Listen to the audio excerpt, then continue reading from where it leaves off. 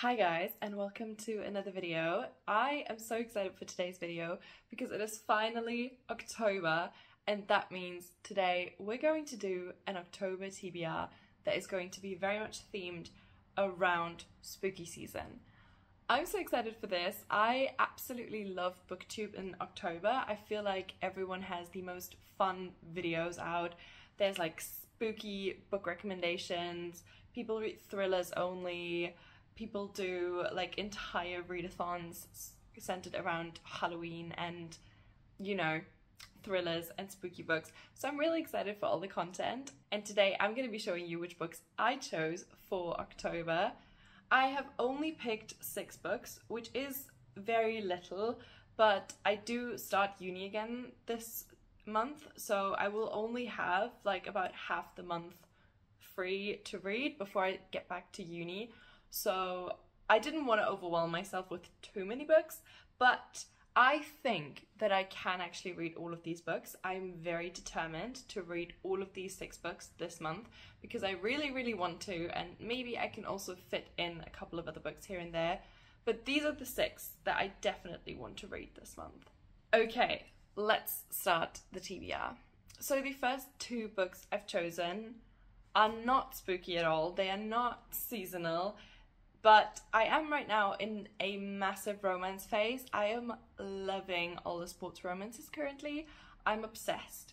I'm just so invested with all the sports romances. So yeah, I just want to be reading those. So I've picked 2 for this month's TBR. The first one being Icebreaker.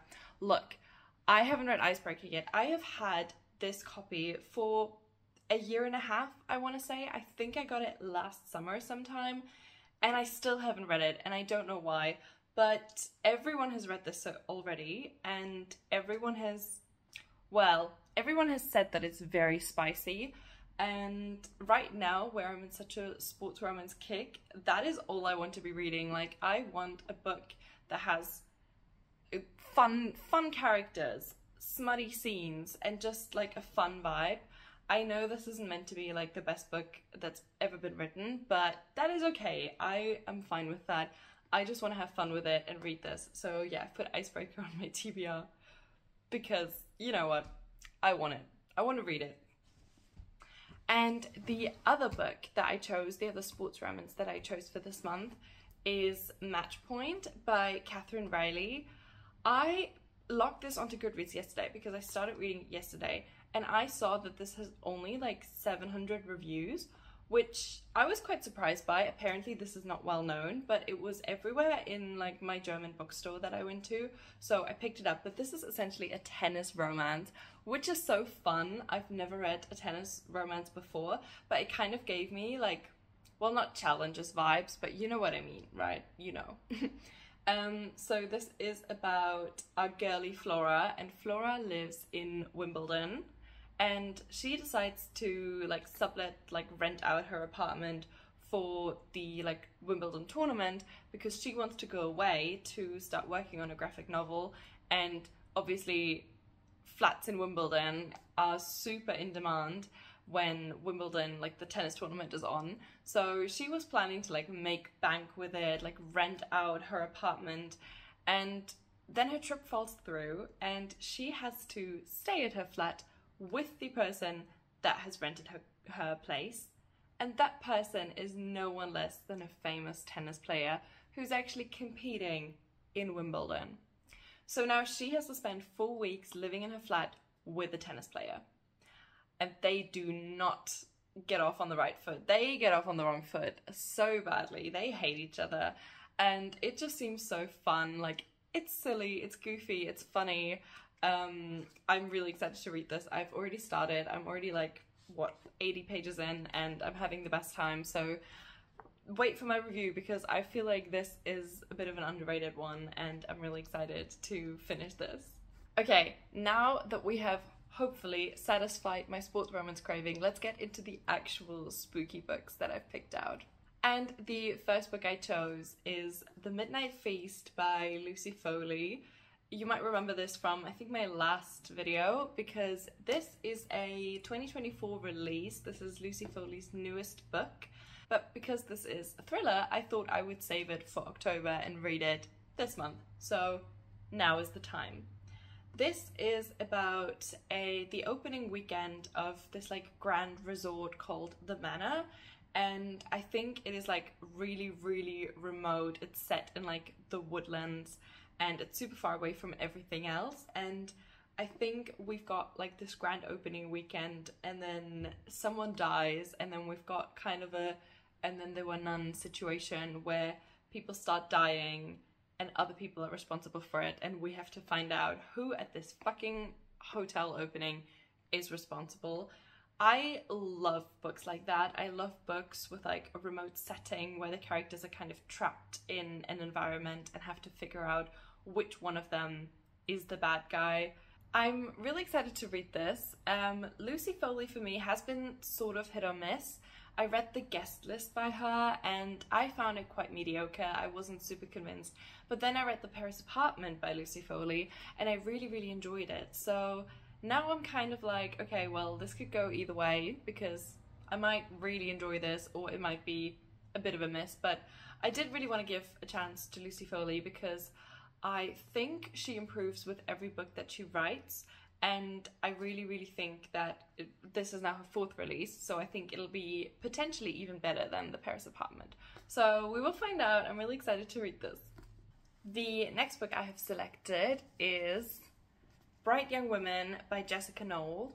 This, I believe, is also sort of a thriller, kind of horror, and I think it is about the victims of serial killers. So, as far as I know, this book is set in the 70s and a famous serial killer is escaping from prison, as far as I know, and is starting to murder women again. And okay, thank you, I guess. And I'm really excited to read this. It kind of reminds me of like Notes on an Execution, with like the story of a serial killer but like focused on the women behind it and like the female victims and the women involved in the story.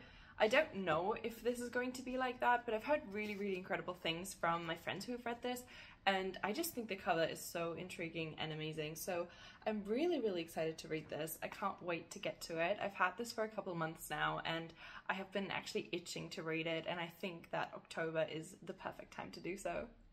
Okay, the next book I recently purchased and I am so excited for it because I feel like this is me catching up on a book that everyone else except for me has read before, and that's Gone Girl. So I have never read Gone Girl, I've never seen the movie, I've not been spoiled, like majorly. I feel like I know minor details, but I know so little about the story that I actually feel like I don't know anything about it. And I'm so excited to read this. I might actually do a vlog of like reading Gone Girl for the first time because I feel like everyone has read this. Even like non-readers have read this. Everyone has either read it or seen the movie or at least knows the story, and I feel like I've been missing out. I don't know what I did. I think maybe I'm too young for it, maybe, or maybe it just wasn't as big in Germany as it was in other countries. That really might be the reason, but I am so like behind. I need to catch up. I need to finally read this book.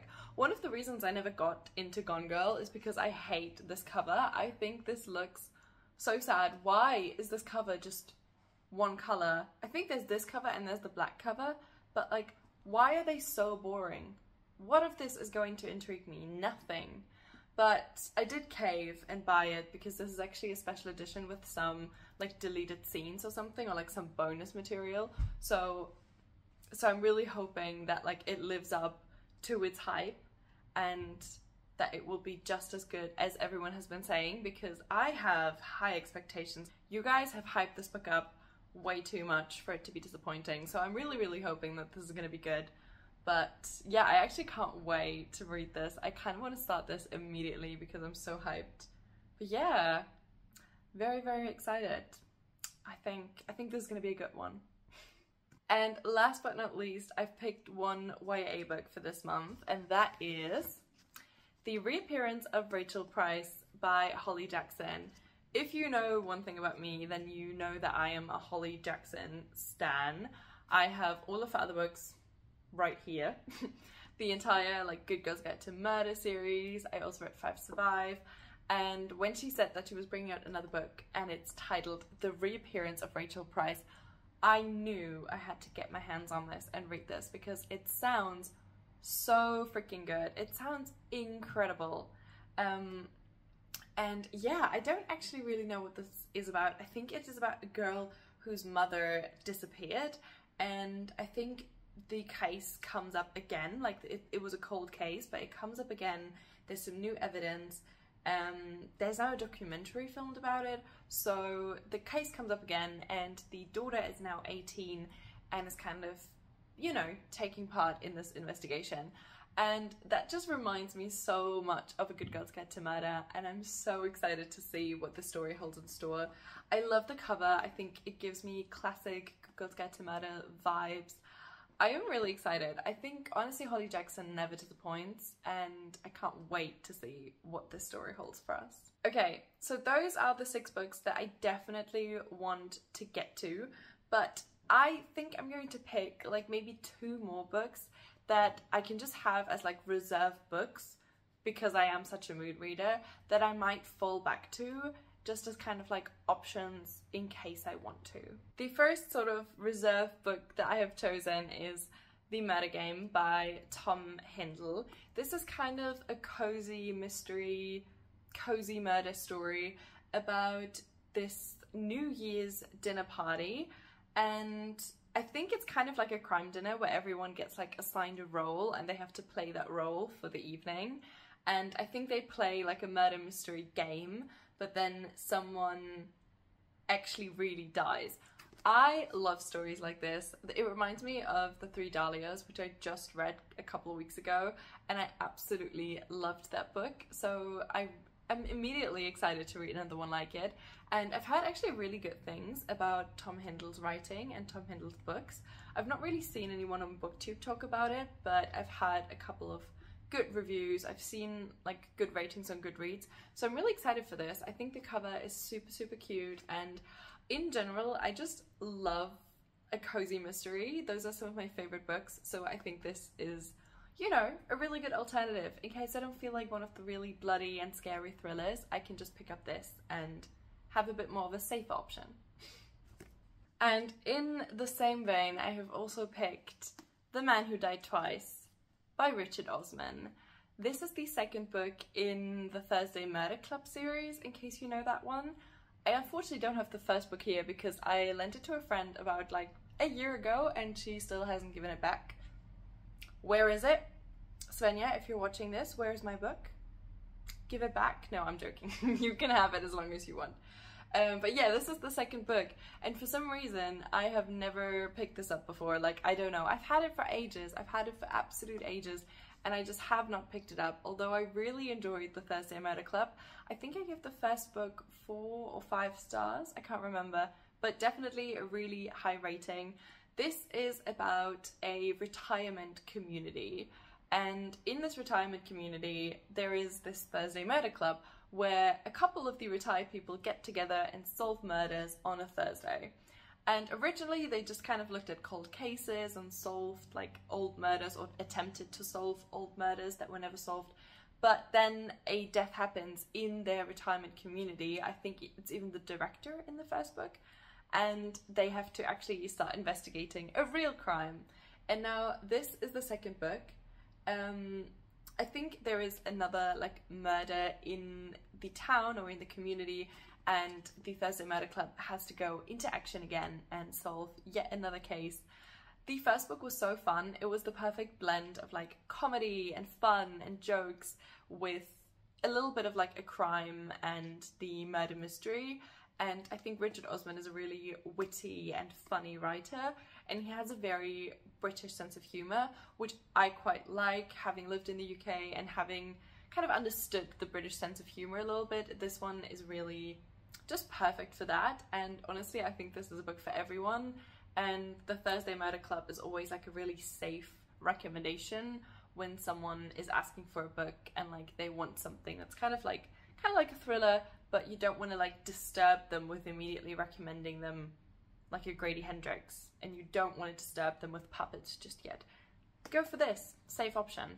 But yeah, I'm really excited to read the second book. I think at this point there's like 4 books out in this series and I never like caught up. So in the spirit of finishing series and catching up, I also will read this month. Or I might not, but I will attempt to. There are a couple of other books that I'm considering, especially ebooks, but I don't like to pre-select my ebooks. I just kind of like to go for whatever Kindle book I feel like in the moment. So you might see me reading something else. I apologize in advance if I do so, but I will keep you updated with my reading vlogs in October, what I actually pick up. But overall, these are the books that I've selected for this month's TBR. I can't wait to see which ones I get to, which ones I don't, but I'm really excited to read all of these. I actually can't wait. So yeah, stay tuned to see some reading vlogs of me reading all of these. Well, not all of these, but hopefully as many as I can. And yeah, thank you so much for watching. Let me put these down. Thank you so much for watching, and I will see you very, very soon with all of the October content. I can't wait to film everything. But yeah, thank you so much for watching, and see you next time. Bye bye.